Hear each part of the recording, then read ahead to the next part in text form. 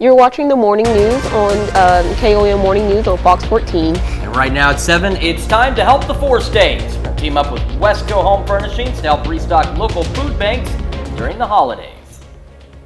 And also, we take you to Oswego, where the school... The 4 states' most watched news starts now.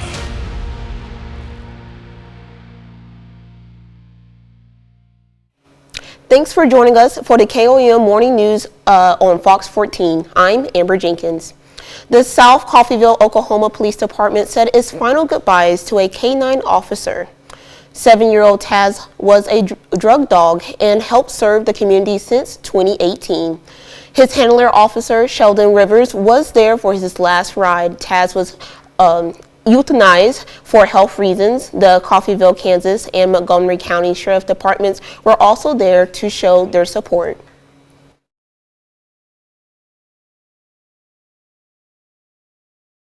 Hour shifts, all 12 hours, and then it's time to go get put up and get some rest. But that was his favorite time, was being up and working.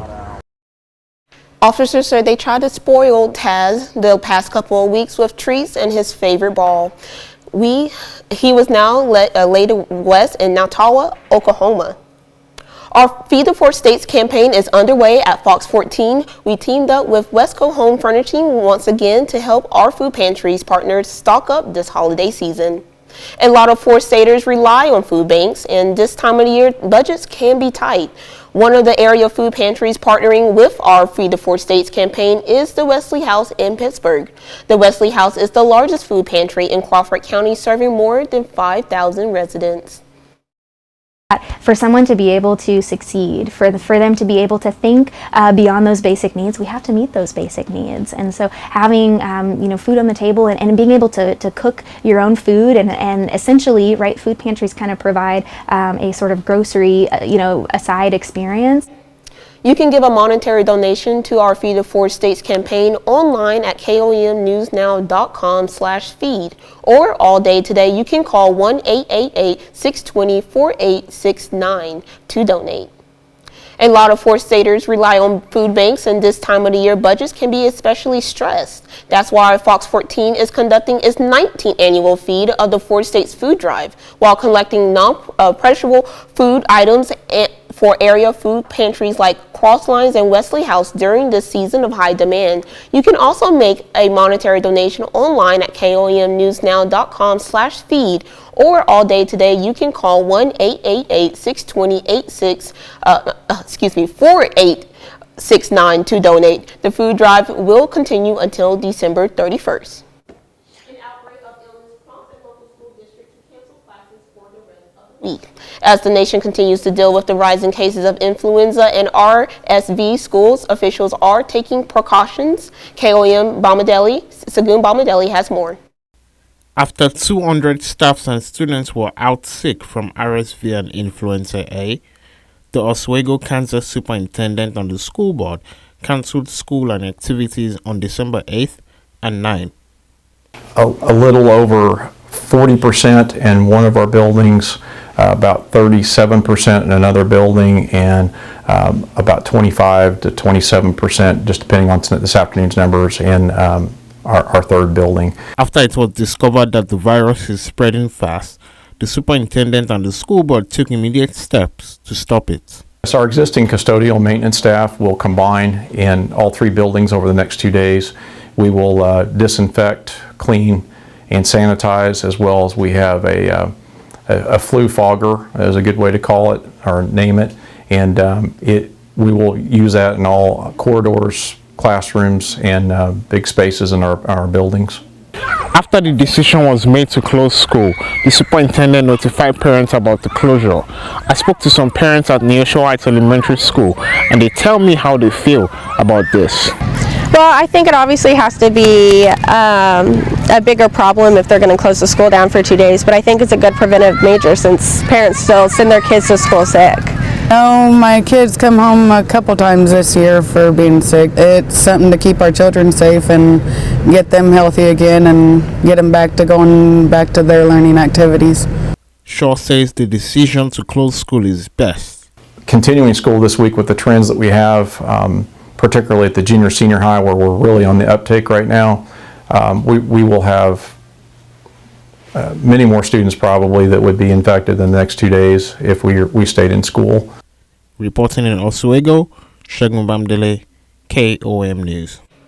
The schools are scheduled to reopen on Monday.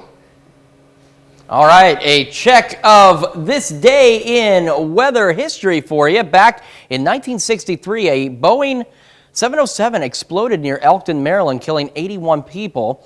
Lightning is believed to have caused the explosion of residual fuel vapor in one of the outboard wing tanks as the plane passed through a powerful out-of-season thunderstorm. We also have a traffic alert for our friends in Webb City this morning. A Stadium Drive will be closed starting at 9 a.m. from Campbell to Prospect. Will reopen this Saturday, December the 10th, from some sewer work. Still got scattered showers across the region. The bulk of the rain starting to move out, but we'll have isolated shower chances throughout the day, and they'll ramp back up late tonight, and then we'll finally get rid of this rain for at least a little bit. Also got some fog across the area to contend with, so do be careful. Joplin right now, rain 49, and of course cloudy with a little bit of fog. Temperatures across the region, we're looking at 46 Chinook, 48 Chitopa, 49 Miami, and 50 in Carthage. As we go through today, we're looking for a high of 61 degrees with on again, off again showers throughout the afternoon. And then as we head into tonight, we dry out. We're partly to mostly cloudy, dropping back down to a low of 48 degrees. We got a decent day for us on Friday. Rain the first half of Saturday, a decent Sunday, rain showers Monday, and then Tuesday, a cold front comes in, 66, but we are watching the possibility of some strong, maybe isolated severe storms. We'll keep an eye on that for you, but after the cold front gets through, look at Wednesday, we drop back down to a high of 48. Up next, we step into the Chef Anthony test kitchen to continue making chicken cordon bleu. And later, we take you to the South Coffeyville, Oklahoma Police Department, where they laid to rest a beloved member of their team. You're watching the KOAM Morning News on Fox 14.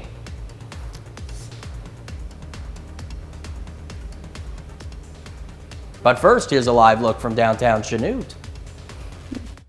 Welcome back to the KOAM Morning News. We're welcoming back Chef Anthony Fisher, who's been making a delicious chicken cordon bleu here in the Chef Anthony Test Kitchen. So we showed you how to prep it on the KOAM side, and now we've got a finished product here. We do have a finished product here. Put it in the oven to 350 degrees to 400 degrees, depending upon how much you trust your oven and how reliable it is. Cook till the inside's 175 degrees. Chicken usually goes to 165, but because we stuffed it, we want to take it a little bit further to make sure that it's cooked on every single layer. Yeah, definitely. So, you do not want to have undercooked chicken whatsoever. So yes. We kind of covered the recipe earlier. It's just chicken breast, plastic wrap. You don't cook the plastic wrap, though. No. I mean, you could, but... It's not as tasty as it used to be. I think there was a recipe change. So we just have to kind of... But you can put anything that you like inside of it. Depending upon my mood, I've done anything from bacon to asparagus and carrots and Brussels sprouts, whole cheese. I've even done a caprese with the mozzarella and the basil and tomato. Oh, that sounds laid pretty good. Inside of it. Just something to play a little bit on the taste buds. And you really can't go wrong. Whatever you like is, or whatever the family likes, you can do. And you mentioned you don't like blue cheese, which was what the traditional cordon bleu calls for, and I'm right there with you. Blue cheese, no. But you shook it up. That's right. I use pepperoni and I use some cheddar jack. Some cheddar, and honestly, that sounds better. Yeah, I think it is. In my opinion, yeah, and it smells delicious. Again, if only we had smell-o-vision. Yeah, or scratch and sniff TV. I miss the scratch and sniff stickers. Everybody should have one on their TV at home. They should. But on the other hand, maybe there's sometimes you don't necessarily want to have smell-o-vision. That's true. It could be pretty rough. So we've got this here. We've got two of these wrapped up. And I'm going to cut one for you so that you can have a taste of it. But you can actually hear. Yeah, it's pretty crispy. As it goes through. And you want to let these sit just a little bit. You don't want to serve them piping hot with that melted cheese because you could really, really burn somebody's mouth with it. And you don't want to do that. No, that's just not nice. Okay, so I'm not going to burn my mouth on this. All right, let's give this a try. Okay, so I don't know if you can see inside, but we got the cheese, we got the pepperoni in there. Yeah, there we go. Well, that's all right. That's all right. Let's give it a shot here. See what we got. You can taste it before it even hits your mouth. Mm-hmm. Now you can do like a sauce or a pan gravy with this. A little bit of roux, a little chicken stock, maybe throw some apples in there, depending upon what you stuffed it with. You could even do, if you like with this one, because it's kind of a pizza-oriented one, you do a nice tomato sauce, like your pizza sauce, and just give it don't coat it, but give it a nice drizzle over the top of it. Do this instead of your traditional chicken Parmesan. Add this to the top of it over some spaghetti, and you have a nice little play on a good meal for you, and you don't really have to struggle or work too hard at it. No, and it's delicious, and as we showed you earlier, it was extraordinarily simple. It is. To create. We're going to have a little bit more on this chicken Cordon Bleu, or well, this chicken Cordon Cheddar Jack. That's right. When we come back. Welcome back to the KOAM Morning News. We've got Chef Anthony Fisher here in the Chef Anthony Test Kitchen. We made this delicious Cordon Bleu. We've got the information, the recipe, and everything you need to know at KOAMnewsnow.com. But cooking food is not the only thing. Well, you're still doing that, but you've got other things coming up. Yes. We're going to work a special concession system for the Bill Hansen basketball tournament coming up. And then we have big SpongeBob the Movie. We're doing a partnership with Pittsburgh Theater for that. And you'll see us out ringing the bells on the north end at the Walmart on the north end of Pittsburgh on Saturday from 10 to 4. All right, so a lot for them to do beyond just cooking up these delicious, amazing, meals and recipes. What are for the students? What's it like for them to be able, especially at the high school level, to learn skills like this? I mean, I didn't take any particular culinary classes when I was at Joplin, but I mean, this is just remarkable. Oh, I love doing stuff like this with them, and I get a lot of positive feedback from students. There are a lot who come in and take the course. I know you still, every semester you have one or two students like, oh, this is going to be an easy class. Or they try to slide through. I try to pack as much into the class to give them the opportunity to learn something as I possibly can, bring their attention to different things, and I get excited to see what they do. Because every semester it's something different. Somebody comes up with something new that just completely throws my mind way off track, and I get excited for it. So we did, a couple weeks ago, remember when we did the canned food challenge for our food drive? Yeah. I did the same thing in class. They got 3 random items, and they had to use all 3 items to make a dish. And some of the ideas that came out of there, somebody took ramen and made a pizza crust with the ramen, and then they used a soup to create a sauce, and then they opened up raviolis to get the meat out that they crumbled on top to make kind of like a beef pizza. It was so good. Wow. And the crust was so crispy and perfect. I mean, it was like holding a saltine cracker between your fingers. It stuck straight out, and it was fully loaded full of toppings. That's incredible. Now, that's a very unique idea. Yeah. So my wife loves making ramen, and she's always looking for something different to do with it. So that's maybe a good idea to see if she can give that a shot. So. Oh, yeah. And the idea behind it is I want to teach creativity. I want them to learn teamwork. I want them to learn to communicate with other people, because it makes you more valuable as an employee in the future, regardless of what you do. But I also want them to be able to take care of themselves when they move on into college and beyond. Yeah. So that's really important for me. But if I can give them enough of the basic skills and understanding of those skills of how to interact with other people, then I feel really good about what I do. And you were also talking about the bake sale and how well all of that went. How did that go? Well, the bake sale is on hold at the moment. We sold 58 loaves in a week. Wow. They have been doing nothing but baking bread for the last couple of days. Oh, wow. Trying to get everybody's orders taken care of.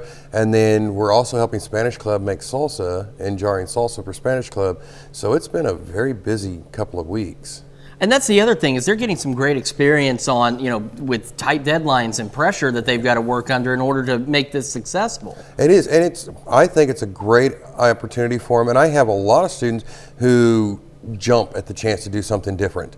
And there are a lot of I get kind of nervous on the deadlines, but then they're starting to be more proactive with it, because I give a lot of assignments the very first day of school.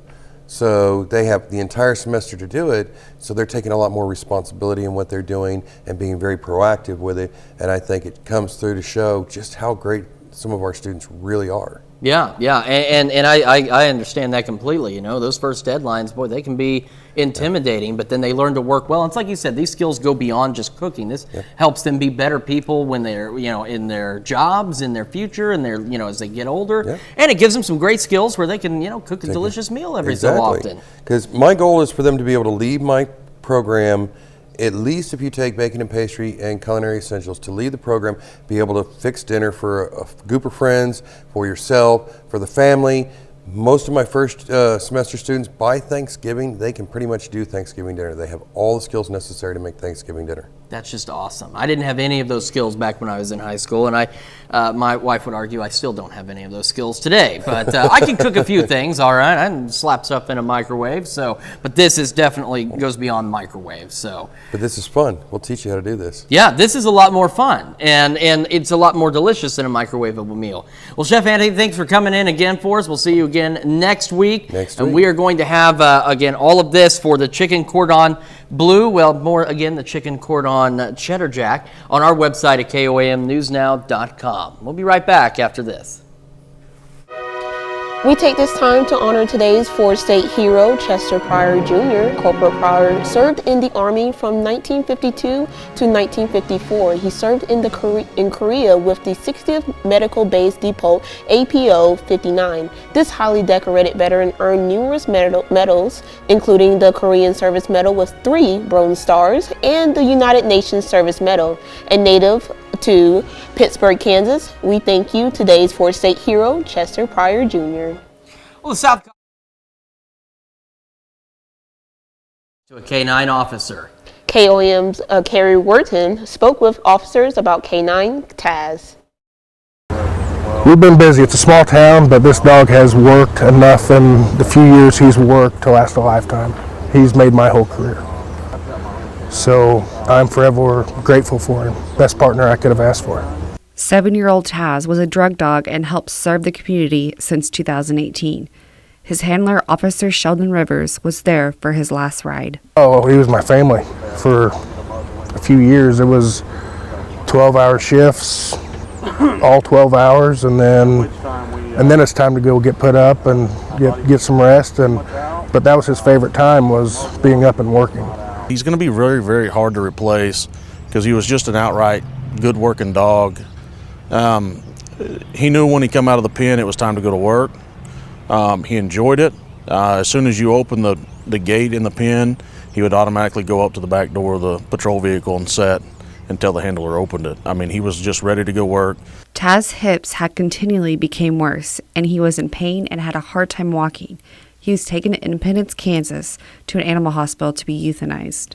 There's a trust that you gain and he gains with you, that no matter what, you know that he's going to be right there. The amount of time and hours that we spend with these dogs is more than our family. We do a lot of training with these dogs, and they go home with us, they come to work with us, they ride around in the patrol car, they help keep us safe along with other officers. Hopefully we can send out Taz with a positive note and with the respect he's earned, because he's definitely earned it. In South Coffeyville, Carrie Worthen, KOAM News.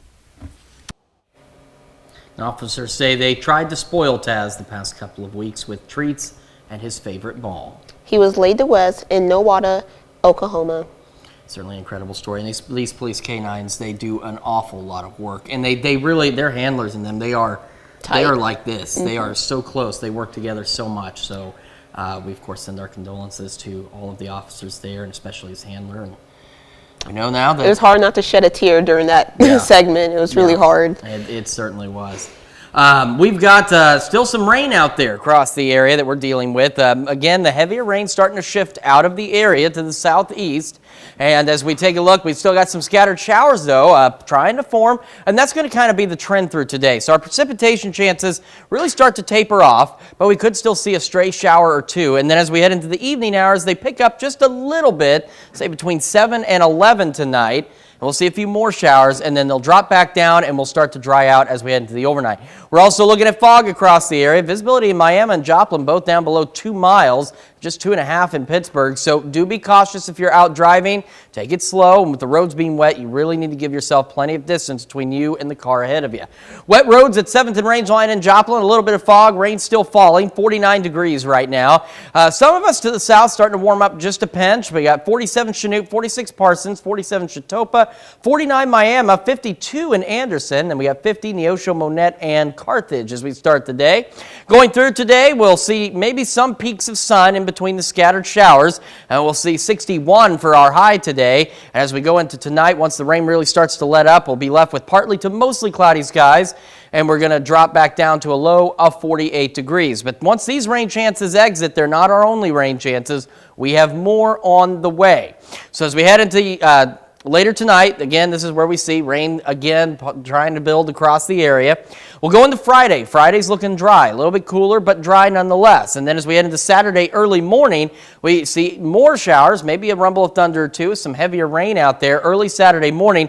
And this should clear out right around the noon hour and start to exit out and leave us mostly cloudy, but a little bit milder. We head into Sunday. Sunday actually looks decent, partly to mostly cloudy skies. And as we head into Monday, we start to see more rain chances building in. And then by Tuesday, we've got a cold front coming through. So here's the spin with the low pressure system and the cold front as it sweeps across the area. We're looking at the possibility of thunderstorms, and there's a chance that some of these could be strong to possibly severe. And we, of course, are keeping an eye on that for you here at KOAM and Skywatch Weather Center. As we get closer to Tuesday, we'll keep you updated. So again, decent tomorrow, 56. Rain the first half of Saturday. Not a bad Sunday, 57. Got those showers possible on Monday, and that cold front Tuesday with those thunderstorms, 66. After the cold front gets out of here, though, temperatures drop down to the 40s and 30s. Overnight lows below freezing. We got a lot more after this, but first, here's another live look from downtown Chanute.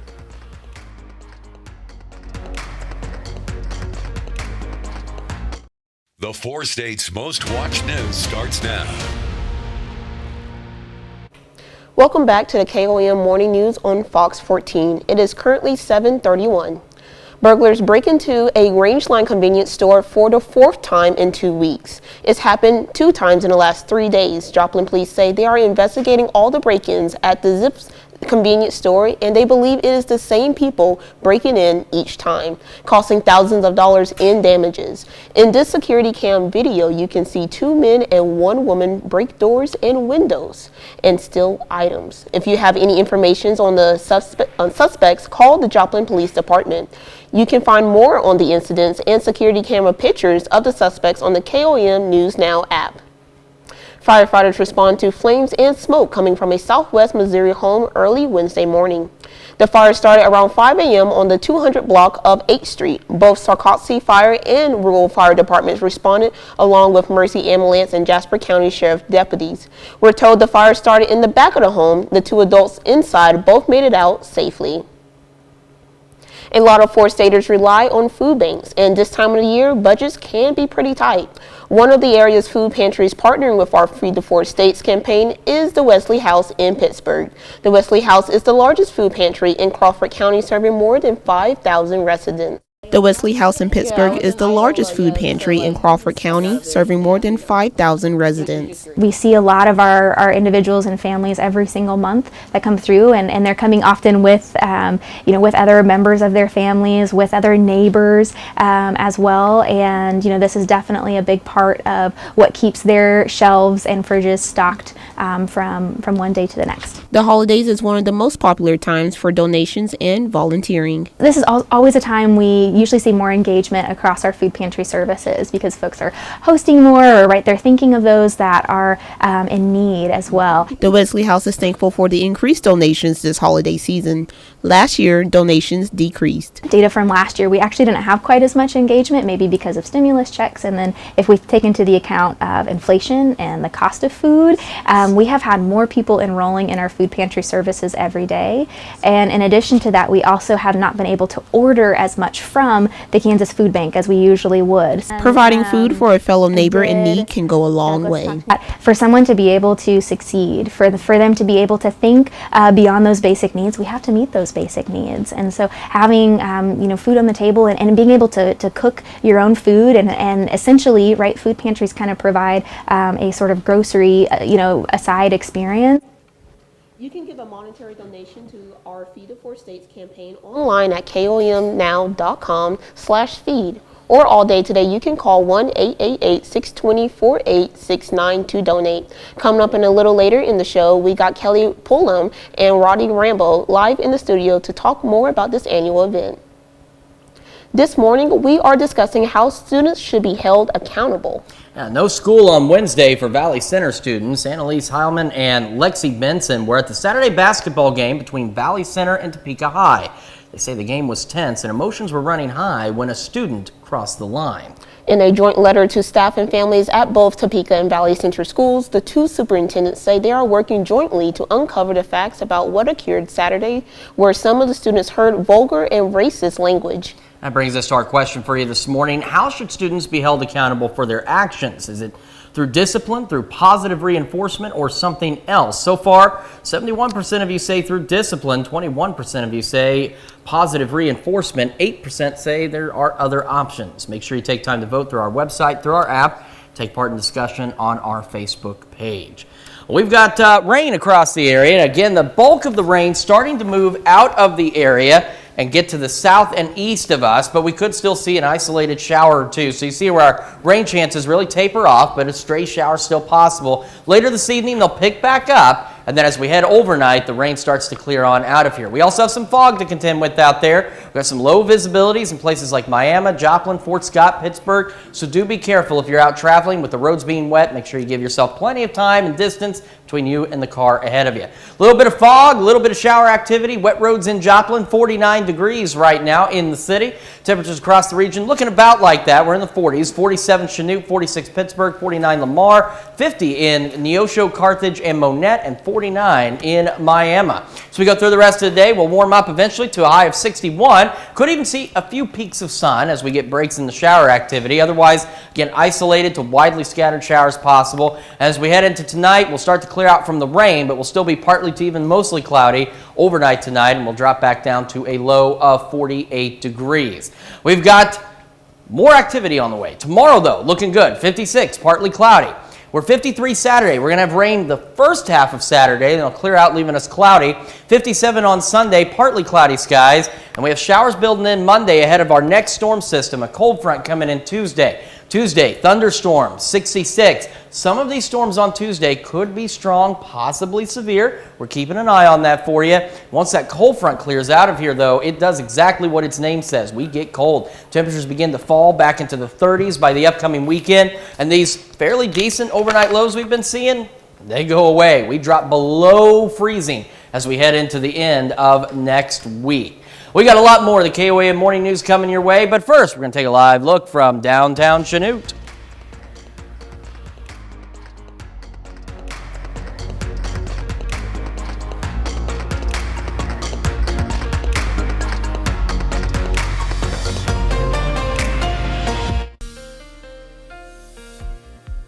Welcome back, 7:39 on this Thursday morning. We've still got wet conditions as we look at the MoDOT camera at I-44 and Rangeline looking east. You can see it's wet, it's still some rain, even some fog out there. And we do have a traffic alert for our friends in Webb City. Starting at 9 a.m., Stadium Drive is going to be closed from Prospect to Campbell or Campbell to Prospect. This is for sewer work, and it will not reopen until this Saturday on December the 10th. And drivers, of course, urged to find an alternate route. Bulk of the rain still in southwest Missouri, but slowly sinking out of here with that low pressure system that brought us this rain. It's going to finally get on out of here. It's what's been causing all the drizzle and the fog and the showers for the last few days. We've still got some scattered showers, and we could still see some scattered showers through the day. So our rain chances really start to drop off, but an isolated shower or two possible. Then this evening, they'll pick back up, and we'll see some additional rain showers late tonight, say between about 7 and 11. And as we go into the overnight, it starts to look a little bit better. We still have some fog, some dense fog, say Pittsburgh, Fort Scott, Joplin, Miami, a little bit denser around there. So do be cautious if you're out driving this morning. You can see a little bit of fog out there at 7th and Range Line, and still wet roads, still a little bit of rain as well in Joplin. 49 degrees is where we are right now. Across the region, you can see actually in the wind arrows the spin from that low pressure system where it is, and it'll start to make its way out of here. 47 Chinook, 46 Parsons, 50 Miami, Neosho, Monette, Carthage, and Anderson, and 46 up in Nevada. And as we go through today, we could even see a few peaks of sunshine out there, and we're going to warm up to about 61 degrees. Again, isolated to widely scattered showers possible through the afternoon, then a little more rain this evening. Overnight tonight, we'll be partly to mostly cloudy. We're going to drop back down to a low of 48 degrees this evening. And we want to look at the future track real quick. So once this clears out, say we get our break, this is 3 o'clock, we'll start to warm up. And then by this evening, more shower activity starts to build as this low pressure system finally makes up its mind to get out of here. We get a break from the rain Saturday, or Friday rather, this is Thursday. Then we see more showers, maybe a few thunderstorms Saturday, the first half of the day. And then by about noon, 1 o'clock, that kicks out of here. And we got a decent Sunday ahead of us. And then we're watching a cold front and another big system that's going to be coming into our area late Monday into Tuesday. So let's take a look at the 7-day forecast. So again, decent tomorrow, 56. Rain the first half of Saturday. Decent day Sunday. Some showers possible Monday. Cold front comes in Tuesday. So we get up to 66. Thunderstorms. Some of those could be strong to severe. As we've been mentioning, we're keeping an eye on that for you. And after that cold front kicks in, temperatures drop back through the 40s and into the 30s by the end of next week. The overnight lows dropping below freezing. Got a lot more of the KOAM Morning News right after this. Welcome back. We got Kelly Polam from Wesley House and Ronnie Rambo from Crossline Churches of Joplin with us this morning. It's time once again to feed our 4 states. Thank you guys for coming and talking to us. I wanted to ask y'all, tell me about what is it like for the food pantries during the holidays? I'd say this is a really busy time of the year for us, just the added financial pressure that comes with wanting to put gifts under the tree, knowing that kids are going to be home from school for a couple weeks. Utility bills have started to climb this month. So this is a year where we see a lot of people that we don't see any other time of the year, or maybe who have never come before. Wow, definitely. And we see the same thing as well at Wesley House. Do you think, the economy, inflation, things like that really contribute for families to have more of a need for food during these times? Definitely. Our numbers have gone up as the cost of utilities and gas have increased, and the cost of food as well. Yeah, not only have our numbers gone up, but inflation has affected us also. So now we have more people needing help than ever, and it's more expensive for us to provide that help than ever. If somebody, of course I'm assuming that not just the holidays time is, time to donate, but what if I want to donate outside the holiday season to help out the food pantries? At Crosslines, the best way to give is online through our website, which is crosslinesjoplin.org, and there's just a big donate button, but we also have a lot of gracious donors that just mail in that check every month, and we should certainly appreciate that as well. And at Wesley House, a lot of our donors do mail in a check. We do get food donations that come in through the door, so we accept them either way. Nice. Tell me about the impact on the community. I know you're with Joplin's community and you're with Pittsburgh community. What have you heard for, are they grateful? Are they really stepping up to the plate? For sure. We serve folks in Webb City, Joplin, and Carl Junction. And this is our 40th year. So for 40 years, specifically, the local church has supported and made Crosslines possible and stepped up to the plate. And the community has been very supportive of us. We've had a lot of support as well. And we've also been operating for 40 years. And the community just really steps in and is definitely appreciative of what we have to offer. Is there any specific items that your pantries would like to have, or that is more in demand? Anything you think when you think about kind of that, holiday time, holiday meal, those things that, especially coming out of Thanksgiving into Christmas, stuffing, boxed food, but then things like peanut butter, ramen noodles, anything that lasts a long time, any kind of canned goods are always high in demand. And those canned goods, are very expensive for us right now. So donations appreciated. the same thing. I just kind of keep repeating what Rodney has said, but we see the same needs in our food pantry as well. That's good. And of course, not only just giving food to people in need, but how does this mean to them? Obviously, yes, they have food to put in their bellies, but do they feel like the community cares? Do they feel like they have some type of support? Certainly, I mean, we say at Crosslines, this is when you donate to Crosslines, you're serving your neighbor that's in need. And so for that neighbor, this time of year, the ability to do those extra holiday things is really made possible when the burden of having a grocery bill is relieved by your neighbor next door. And a lot of people who come in for our services are extremely thankful and express that, how much it means to them to be able to get food. Yeah. Is the holidays the hardest time for you guys? For us, this is one of the busiest times of the year, especially this year. Given the inflation, I've met more people who have never been to a food pantry before than I ever have before, maybe since the height of COVID. Yeah, so this is definitely the busiest time of the year for us. Ours is very busy as well. We do also do a Christmas basket giveaway that is food for people during the holidays. So we work on that along with our regular pantry hours. Well, thank you guys for being here, and thank you for partnering with the Forward States. It's great that you guys are helping the community, and we'll be right back with more.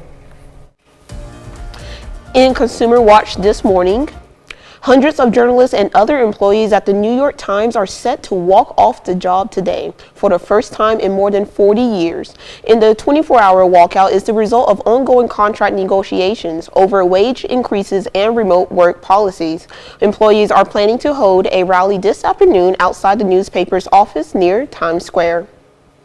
Apple has announced plans to encrypt more data that users store on its iCloud servers, including full backups, photos, and notes. Security advocates welcome the move, but law enforcement agencies worry they could run into some more issues when it comes to unlocking devices for investigations.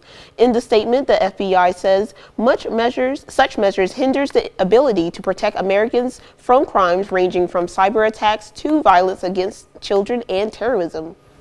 Today and tomorrow, you could have it your way for just 50 cents.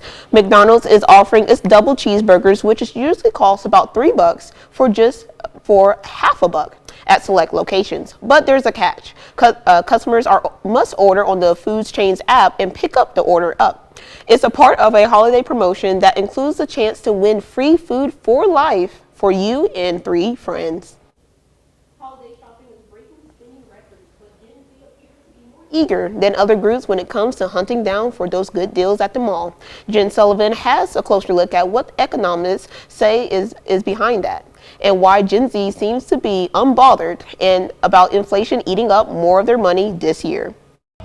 What inflation? In what possible recession? The gloomy economic headlines apparently not worrying one group of excited shoppers this holiday season, Gen Z. That's young shoppers born between 1997 and 2012. And industry experts say they're leading the pack this 2022 holiday shopping season. According to mall operator Preet, which owns shopping centers primarily on the East Coast, Gen Z shoppers were out in force Thanksgiving weekend, a trend expected to continue. They've grown up with technology and shopping online. It's nothing exciting or new to them. The National Retail Federation says overall, more consumers are returning to malls and in-store shopping this holiday season, and Gen Z is having a high turnout. There's much more optimism in spite of the challenges on inflation and price pressures. I think people are really ready to be out there. The NRF estimates nearly 123 million people visited brick and mortar stores over the Black Friday and holiday weekend. That's up 17% from last year. And when it comes to clothing, industry experts say Gen Z is very picky about brands. There definitely is a shift among the Gen Z generation regarding fast fashion. They recognize that it's not as good for the environment. And that's great news for young entrepreneurs like Camila Romero, Tiger Print, whose clothing brand caters to a Gen Z customer base. I'm happy to be a part of that mentality and that wave that's been happening in the fashion industry. groups. Gen Z is among the fastest growing groups in the country, along with millennials. Together, this demographic is expected to grow to 70% of the population by 2028 versus the 60% today. That's according to a note from KOAM Equity Research. We'll be right back with more after this, but first let's take a look at the market prices before the opening bell.